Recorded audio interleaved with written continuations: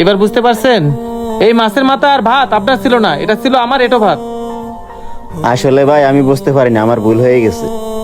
আচ্ছা মামনি, এবার তুমি বলো তো, এই মাছের মাথা আর এঁটো ভাত নিয়ে তুমি দৌড় দিছো কেন?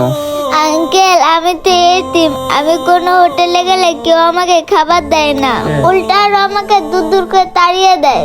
আঙ্কেল, আমার না প্রচুর ক্ষুধা লাগছিল, তাই তো আমি বাধ্য হয়ে আপনারই এটো ভাতটা আর মাছটা চুরি করে নিয়ে গেছি। এবার বুঝতে পারছেন তো ভাই, এই বাচ্চাটা এমনি এমনি চুরি করে নাই, ওর পেটের দায়ে চুরি করছে।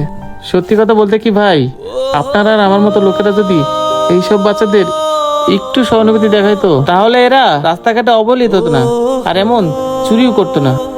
মামনি, তোমার আর এঁটো ভাত খেতে হবে না, চলো আমি তোমাকে গরুর মাংস দিয়ে খাওয়াইতেছি।